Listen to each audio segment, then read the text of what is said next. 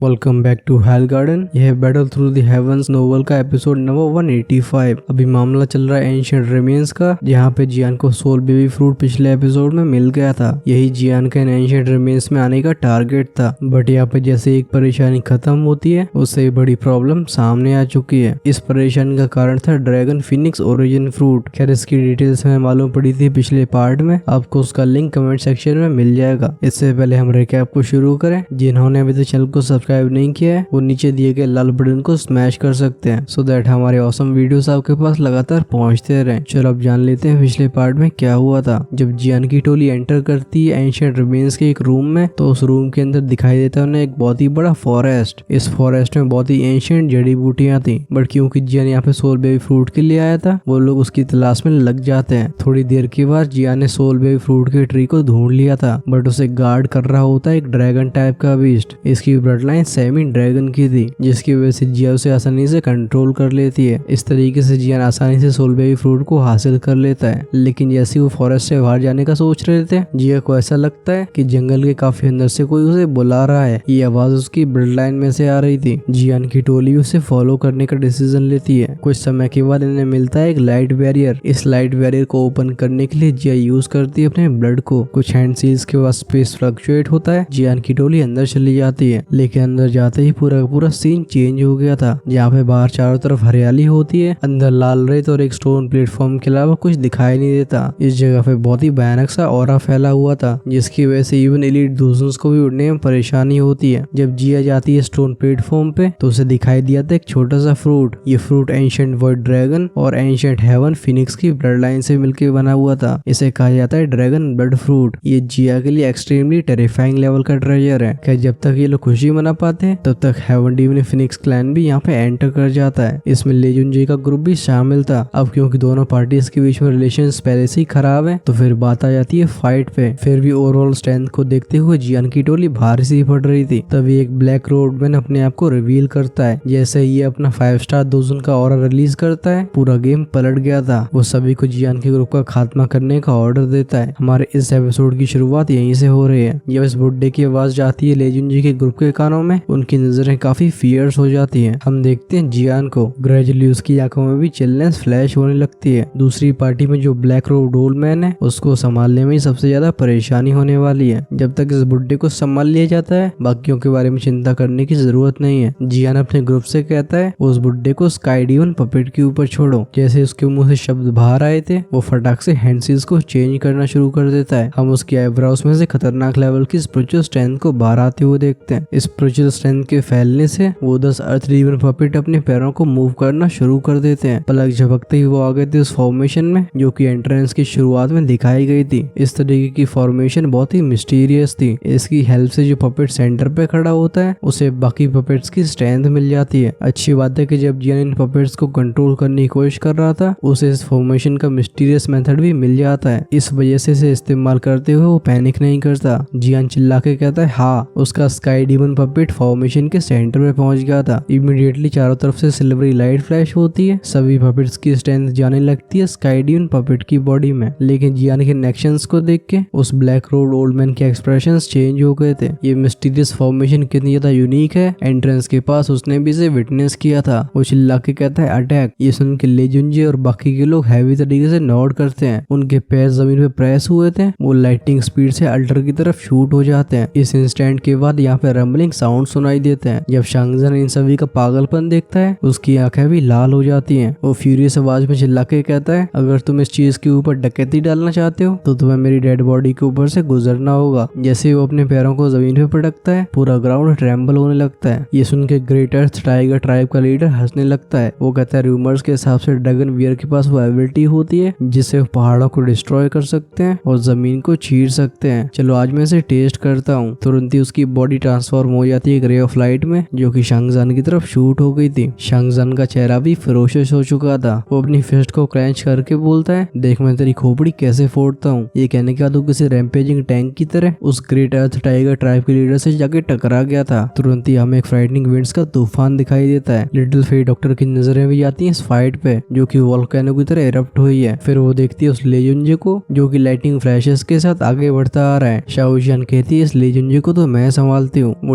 Disappear होकर प्रकट हुई थी लेजुंजे के सामने। एक इशारे में चारों तरफ ग्रे कलर का फॉग फैलने लगता है। अभी टियान हुओ जुंजे ने भी मूव किया था। वो डायरेक्टली सिल्वर मून ट्राइब के लीडर को ब्लॉक करते हैं। टियान हुओ जुंजे कहते हैं तुम इस सिल्वर मून वुल्फ ट्राइब के चीफ को मेरे ऊपर छोड़ दो। जियान हेवन डीवन फिनिक्स ट्राइब का जो बचा हुआ दोजन रह गया है उसे तुम्हें संभालना होगा। टियान जुंजे की बॉडी से वास्ट और माइटी ऑरा फैलता है। इसे फील करके कईयों का एक्सप्रेशन चेंज हो गए थे। जियान नोट करके इस पूरे बैटल ग्राउंड को देख रहा था जो कि बहुत जल्दी अपना शेप ले रहा है। उसकी नजरें जाती है उस व्हाइट हेयर्ड मैन पे जो कि हवा में चल के उसकी तरफ आ रहा था। जियान के चेहरे पे भी स्माइल आ जाती है। तभी वो ब्लैक रोड ओल्ड मैन चारों तरफ देखता है। उसका ध्यान गया था फेंग चिंगर पे। वो कहता है चिंगर तुमने सेंस किया होगा कि ये जगह कितनी स्ट्रेंज है। ये सुन के फेंग चिंगर की आंखें फ्लिकर होती हैं। एक बार सराउंडिंग को फिर से सेंस करने के बाद उसके चेहरे पे जॉय फ्लैश हुआ था। वो नोड करके कहती है एल्डर आप बिल्कुल चिंता मत करो, उसे आप मेरे ऊपर छोड़ सकते हो। वो black road old man node करता है। वो कहता है अगर हम इस ड्रैगन फीनिक्स ओरिजिन फ्रूट को ऑब्टेन करना चाहते हैं तो फिर ये तुम पे डिपेंड करने वाला है। ये कह के उसने अपने हाथों को वेव किया था। ये किसी बड़ी सी चिड़िया की तरह आगे बढ़ता है। इस समय उसका वो 5 स्टार दोजन वाला ऑरा पूरा रिलीज हो चुका था। इसकी वजह से जमीन और आसमान चेंज होने लगते हैं। वहीं पे स्काई डीमन पपेट की बॉडी में लगातार ब्राइट लाइट एंटर कर रही थी। जैसे जैसे स्काई डीमन पपेट की बॉडी में जाने वाला एनर्जी का अमाउंट बढ़ता जाता है उसकी स्किन का वो डार्क गोल्डन कलर और भी डीप होता जा रहा था। जब स्काई डीमन पपेट की बॉडी में फाइनल एनर्जी ने एंटर किया था उसके गले से एक तेज रोर की आवाज बाहर आती है। उसकी वो खाली खाली आंखें भी पूरी तरीके से गोल्डन लाइट से भर गई थी। वो अपने सर को उठा के देखता है उस ब्लैक रोड ओल्ड मैन की तरफ जो तेजी से आगे बढ़ रहा है। पैरों को खाली हवा में प्रेस करने से स्पेस किसी मिरर की तरह टूट जाता है। जब हमारा ध्यान जाता है 10 अर्थ डीमन पपेट्स के ऊपर, अभी उनका रंग नॉर्मल मेटल की तरह हो गया था। क्लियरली उनकी सारी एनर्जी ड्रेन हो चुकी है। जब वो ब्लैक रोड ओल्ड मैन देखता है स्काई डीमन पपेट को जो कि गोल्डन रे ऑफ लाइट में ट्रांसफॉर्म हो गया है, वो कहता है कि पपेट की इतनी हिम्मत हो गई कि वो मुझे रोकने की कोशिश करे। बिना मर्सी के उसका पंच आगे शूट हो गया था। दोनों के कोलिजन पे क्लैंक की आवाज सुनाई देती है। आसमान में एक फ्राइटनिंग सोनिक एयरवेव क्रिएट हुई थी। जब दोजों क्लास के एक्सपर्ट से एयरवेव टकराती है उनके गले से मुंह तक खून आ जाता है। अभी उनके चेहरों को शॉक्ड एक्सप्रेशंस ने कवर कर लिया था। ये तो बस कोलिजन की एक रिपल थी लेकिन वो इसे बिल्कुल एंड्योर नहीं कर पा रहे हैं। सच में इस स्तर की फाइट कुछ ज्यादा ही खतरनाक होती है। दोनों फिस्ट कोलाइड होने के बाद उस एल्डर की बॉडी शॉक होती है। वो देखता है स्काई डीमन पपेट को जिसने 2 कदम पीछे लिए हैं। उसकी आंखें एक्सेप्शनली ग्लूमी हो गई थी। हालांकि वो इस पपेट को सप्रेस कर सकता है लेकिन इसकी टेरिफाइंग स्ट्रेंथ की वजह से वो भी कहीं ना कहीं शॉक हो गया है। एक पपेट एक्चुअली में इस लेवल तक पहुंच सकता है उसके लिए फैक्ट काफी अनबिलीवेबल था। जब स्काई डीमन पपेट और उस ब्लैक रोड ओल्ड मैन के बीच में फाइट चल रही होती है वो सफेद बालों वाला बंदा भी जियान के पास पहुंच गया था। उसकी सिनिस्टर आंखें देखती हैं जियान को। वो कहता है जियान आज मैं तुम्हें बताऊंगा कि तुम मेरे सामने कुछ भी नहीं हो। तुम्हारे पास यंगर जनरेशन को डोमिनेट करने की क्वालिफिकेशंस नहीं है। उस व्हाइट हेयर्ड मैन का कदम आगे बढ़ा था। एक फ्राइटनिंग ऑरा फैलता है। इस ऑरे को सेंस करके बताया जा सकता है कि ये बंदा एक्चुअली में एक 2 स्टार दोजन है जो कि जियान से 1 स्टार ऊपर था। तेजी से हंसने के बाद उसने अपने पंच को तैयार कर लिया था। उसके ऊपर एक गोल्डन लाइट फ्लैश हो रही थी। हम एक गोल्डन लाइट की फिस्ट सील को फॉर्म होते हुए देखते हैं। इसका आकार 1000 फीट से ज्यादा का होगा। ये बहुत ही हैवी ऑरे के साथ शूट हो जाती है ऑल्टर की तरफ जहाँ पे जियान खड़ा हुआ है। जहाँ जहाँ से ये पास होती थी हवा ब्लास्ट हो जाया करती थी। इस अटैक का नाम था हेवन फिनिक्स टायरेंट पंच। जियान आसमान से नीचे आ रहे इस फ्राइटनिंग पंच को देखता है। साथ ही में उसकी बॉडी मूव होने लगी थी। जब तक वो आसमान तक पहुंचा था हाथों में हैंडसीज चेंज होने लगी थी। लाइटनिंग स्पीड के साथ उसका भी पाम प्रिंट तैयार हो गया था। जियान के हाथ के ऊपर एक ब्राइट पाम प्रिंट दिखाई देता है। वो कहता है ओवरटर्निंग लैंड सील। अचानक से डिस्टॉर्ट होके पाम आगे बढ़ा था। एंड में जाके कोलाइड हो जाता है उस बंदे के अटैक से। हमें बैंग साउंड के साथ एक इंटेंस कोलिजन दिखाई देता है। हवा की रिपल फैलती है लेकिन जियान को अपनी जगह से हिला नहीं पाई थी। उसकी नजरें जाती है उस व्हाइट हेयर्ड मैन की तरफ जो कि आसमान में खड़ा हुआ है। वो कहता है मैं क्वालिफाइड नहीं हूँ तो फिर वो औकात तो तेरी भी नहीं है। उस व्हाइट हेयर्ड मैन की आंखों में कोल्ड ग्लैंड फ्लैश हुआ था। वो कहता है ही जब मैं तुम्हारी बुरी हालत करूंगा तब मैं देखता हूँ कि तुम अपना मुंह कैसे चलाते हो। उसकी पीठ हल्की सी विगल होती है। बड़े बड़े फिनिक्स के पंख बाहर आते हैं। इन फिनिक्स विंग्स को फ्लैप करने से उसकी स्पीड इंस्टेंटली इंक्रीज हो गई थी। एक ही फ्लैश में जियान के सामने प्रकट हो गया था। बिना हेजिटेशन के उसका पंच आगे बढ़ता है। जब जियान इस व्हाइट हेयर्ड मैन के इतने रूथलेस एक्शंस को देखता है उसकी आंखें भी ग्रेजुअली कोल्ड हो जाती हैं। उसकी बॉडी के अंदर पर्पल ब्राउन दुई की सर्कुलेट होने लगी थी। पर्पल ब्राउन फ्लेम बाहर आके जियान की बॉडी को कवर कर लेती है। ऐसा लगता है जैसे उसने फ्लेम के कपड़े पहन लिए हो। हर बार जब वो सफेद बालों वाला बंदा अटैक को लॉन्च करता था जियान इसका डायरेक्ट सामना किया करता था। ये तो बस एक 2 स्टार दोजन है। अभी भी इसके पास वो क्वालिफिकेशंस नहीं है जिनकी वजह से जियान को अपने कदमों को पीछे लेना पड़े। बैंग बैंग की साउंड के साथ दो फिगर्स हवा में क्रूअल तरीके से फाइट करना शुरू कर देते हैं। जब पंच में जाके पंच टकराया करते थे तो काफी तेज आवाजों के साथ स्पेस डायरेक्टली कोलैप्स हो जाया करता था। हवा में लगातार पैनी पैनी हवाएं चलती हैं। जब ये इंटेंस और बारबेरिक फाइट लगातार कंटिन्यू हो रही थी, उस सफेद बालों वाले बंदे का चेहरा ग्रेजुअली सॉलम होता जाता है। उसकी actual body heaven demon phoenix की होती है, जिसकी वजह से उसका फिजिकल कॉन्स्टिट्यूशन बहुत ही स्ट्रॉन्ग था। लेकिन जब जिन से हेड ऑन कोलाइड हो रहा था, उसके चेहरे पे कोई भी डिस्कम्फर्ट दिखाई नहीं देता, बल्कि जैसे जैसे फाइट आगे बढ़ रही थी, जियान और भी फियर्स होता जा रहा था। ऐसा लग रहा था जैसे जियान की फिजिकल बॉडी की पावर उसकी स्ट्रेंथ से बिल्कुल वीक नहीं है। उस व्हाइट हेड मैन की आंखें और भी फियर्स हो जाती हैं। अभी उसके अटैक और भी शार्प हो गए थे। वो कहता है, मैं बिल्कुल बिलीव नहीं करता हूँ कि तुम जो कि एक इंसान हो, वो मेरे जैसे हेवन डीमन फिनिक्स से फिजिकल बॉडी की बुनियाद पे कंपेयर कर सकता है। लेकिन इस लौंडे के फियर्स अटैक को देख के जियान बिल्कुल विड्रॉ नहीं करता। इससे फाइट करते करते जियान की नजरें चारों तरफ देख रही थी। अचानक से वो सॉलिडिफाई हो जाती हैं। अभी जियान की आंखें जहाँ फोकस हुई थी, वहाँ पे भी फंगचंगर खड़ी हुई है। अभी वो अपनी फिंगर को बाइट करके अपने खून को नीचे टपका रही होती है, लेकिन वो खून उसके सामने जाके सस्पेंड हो जाता है। इस खून की बूंद को देखते हुए फंगचंगर की आंखें काफी ग्रेव थी। वो अपनी उंगली को खून से रंगती है, जिसके बाद हवा में उसने कुछ ड्रॉ करना शुरू कर दिया था। एक मोमेंट के बाद आसमान में मिस्टीरियस सिंबल अपीयर हुआ था। जिस पल में सिंबल दिखाई देता है, ऐसा लगता है जैसे आसमान को किसी फीनिक्स ने कवर कर लिया है। भले ही इस फीनिक्स की आवाज काफी वीक हो, लेकिन इसे सुनते ही जियान के ग्रुप का हार्ट ट्रेम्बल होने लगा था। फंगचंगर काफी रिस्पेक्टफुली आसमान में घुटने टेकती है। वो कहती है, अपने खून को कॉन्ट्रैक्ट के रूप में यूज करते हुए मैं एंसेस्टर की सोल को समन करती हूँ। उसके मुंह से शब्द जस्ट बाहर ही आए थे, तभी आसमान में एक ब्राइट लाइट चमकती है। अगले पल में ये लाइट नीचे आके रेत में घुस जाती है। बैंग साउंड के साथ नीचे की जमीन ट्रेम्बल होने लगी थी। शॉक तो लोग तब होते हैं जब वो देखते हैं कि वो पुरानी फिनिक्स की हड्डियां भी मूव होने लगी हैं। इन बोन्स के विगल होने के बाद एक डेसोलेट सा ऑरा जो कि एंशिएंट टाइम से आया है, वो फैलने लगता है। अभी जियान के ग्रुप की बॉडीज में जो की फ्लो हो रही थी, उसका सर्कुलेट होना काफी अनस्टेबल हो जाता है। इस ऑरे की ऐसी भयानक स्ट्रेंथ को देख के जियान का चेहरा चेंज हो गया था। वो कहता है, ये तो एंशिएंट हेवन फिनिक्स की रेमनेंट सोल है। किसी को कुछ समझाने की जरूरत नहीं थी। सभी लोग बैटल ग्राउंड को छोड़ते हुए ऑल्टर की तरफ आगे बढ़ते हैं। इनके एक्सप्रेशंस काफी अगली होते हैं। अभी वो डेसोलेट सा ऑरा धीरे धीरे करके राइज हो रहा था। फाइनली ये फंगचंगर की बॉडी से जाके लिपट जाता है। उसकी वो डेलिकेट बॉडी झंझनाती है। अभी उसकी आंखें पूरी तरीके से गोल्डन हो गई थी। उसके हाथ वेव करते ही एक ऐसी एनर्जी जिसे जियान का ग्रुप बिल्कुल रोक नहीं सकता था, वो उनकी तरफ आगे बढ़ने लगती है। जब शाओशान और बाकी के लोग देखते हैं इस फ्राइटनिंग एनर्जी को, उनके दिल बैठ जाते हैं। लेकिन जैसे वो साथ में मिलकर इसका सामना करने वाले होते हैं, उनके सामने एक छोटी सी फिगर आ जाती है। सभी के कानों में उसकी शांत आवाज जाती है, लेकिन ये काम आवाज इतने खतरनाक प्रेशर के साथ इरप्ट हुई थी जिससे वो एंशिएंट हेवन फिनिक्स भी कंपेयर नहीं कर सकती। जिया कहती, हेवन फिनिक्स एंसेस्ट्रल सोल, हाँ, लेकिन तुम्हारे लिए दुख की बात यह है कि ये एंसेस्ट्रल बॉय ड्रैगन सोल तुमसे पावरफुल है। तभी वो गोल्डन लाइट अटैक भी ऑल्टर के पास पहुंच गया था, लेकिन जब वो जिया के 100 फीट के रेडियस में एंटर करता है, वो अपने आप ही रिजॉल्व हो जाता है। एक ही इंस्टेंट के अंदर वो डिस्ट्रक्टिव स्ट्रेंथ डिसअपीयर हो गई थी। जब जियान का ग्रुप इस सीन को देखता है, उन सभी की आंखों में गहरा शॉक क्लियरली देखा जा सकता था। अभी वो जिया की बॉडी में से एक अनडिस्क्राइबेबल फ्राइटनिंग प्रेशर सेंस कर रहे थे। अगर इस प्रेशर से कंपेयर किया जाए तो वो एंशिएंट हेवन फिनिक्स बिल्कुल इंफीरियर है। इस सीन को देख के टियाजुन बोलते हैं, दोनों ने ही अपनी रेमनेंट एंसेस्ट्रल सोल को समन कर लिया है। जियान हल्के से नोट करता है। जब उसकी नजरें जाती हैं उन इनॉर्मस बोन्स पे,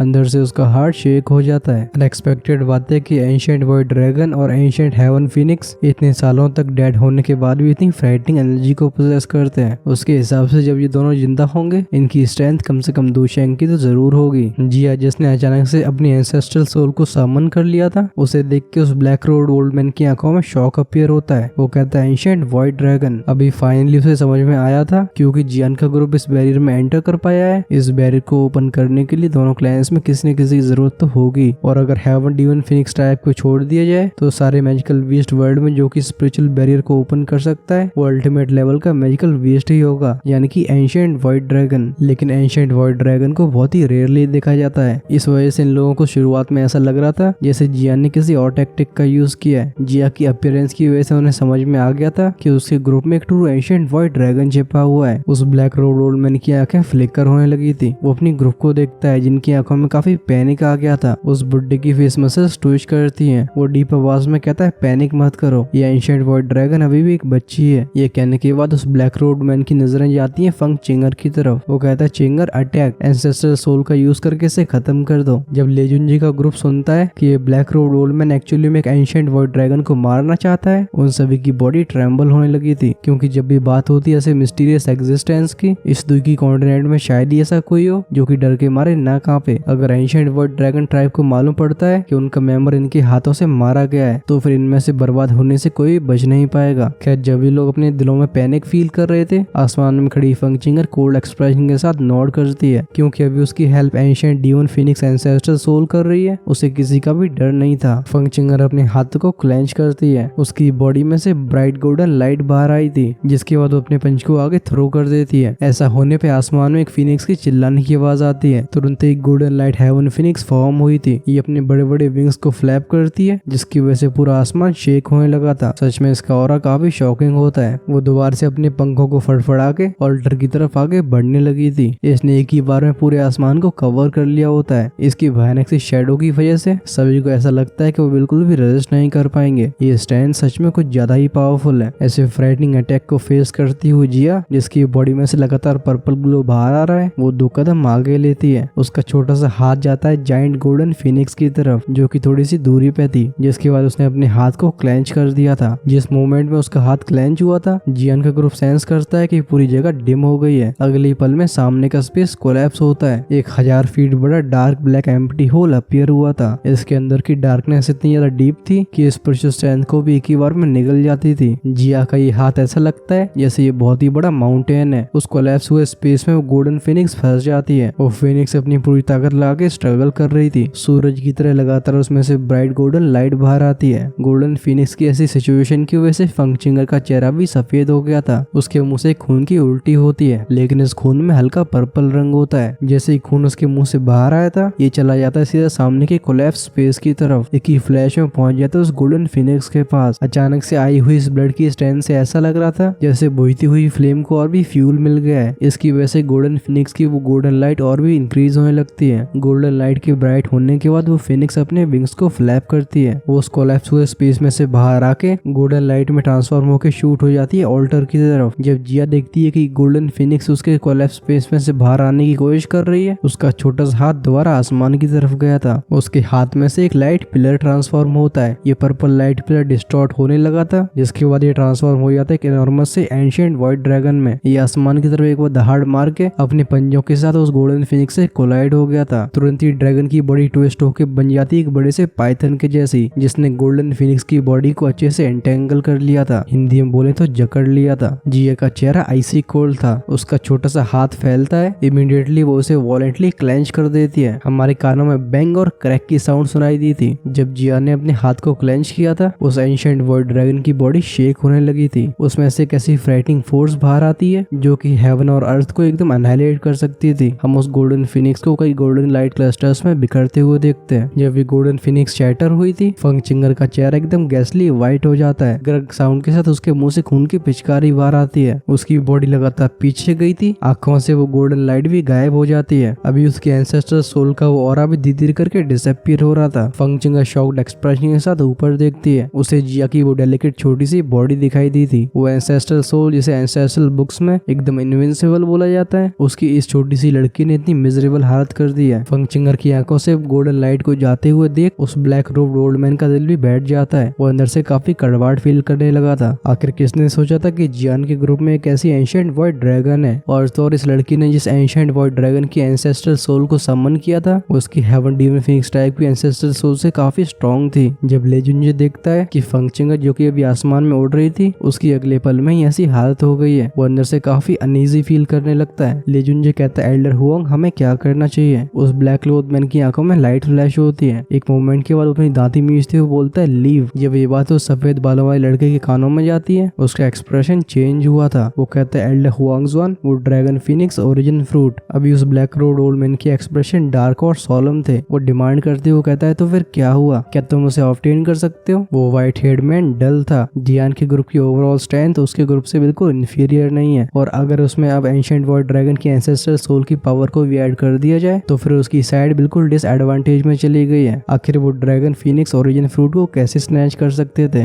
वो ब्लैक रोड मैन काफी डिसाइसिव था। जब वो समझ जाता है कि सिचुएशन खराब हो रही है, वो तुरंत ही अपने हाथों को वेव करते हुए बोलता है, हमें यहाँ से जल्दी जाना होगा। अल्टीमेटली इन सभी को स्पिरिचुअल बैरियर से बाहर ही आना है। उस समय ये एंशिएंट वॉइड ड्रैगन की एंसेस्ट्रल सोल उनकी हेल्प बिल्कुल नहीं कर पाएगी। तब हमारे पास भी कई अपॉर्चुनिटीज होंगी। ये कहने के बाद वो पीछे जाने लगा था। भले ही बाकी के लोग चाहे कितनी भी अनविलिंगनेस फील कर रहे हो, बट एंड में वो इस बुड्ढे को फॉलो करने लगते हैं। वो सफेद बालों वाला लड़का अपनी दांतें मींचता है, लेकिन वो अपनी अभी की सिचुएशन को समझ रहा था। वो जियान को विशेष तरीके से देखते हुए बोलता है, हम इस चीज को कुछ देर के लिए तुम्हारे पास छोड़ते हैं। जब ये लोग इतनी आसानी से यहाँ से जा रहे होते हैं, जिया एक कोल्ड स्नॉट करती है। उसने स्पेस में एक पंच को थ्रो किया था। तुरंत ही हमें कई मफल्ड साउंड सुनाई दी थी। हमें एक डार्क ब्लैक स्पेशल क्रैक दिखाई देता है, जिसका टारगेट था फंक्चिंगर का ग्रुप। जब वो ब्लैक रोड ओल्डमैन इस फ्राइटनिंग अटैक को सेंस करता है, उसके एक्सप्रेशन चेंज हो गए थे। अचानक से उसकी बॉडी की दुखी इरप्ट हुई थी। पीछे मुड़ के उसका खतरनाक पंच आगे बढ़ गया था। वो पंच काफी हैवी तरीके से टकरा था उस स्पेशल क्रैक से।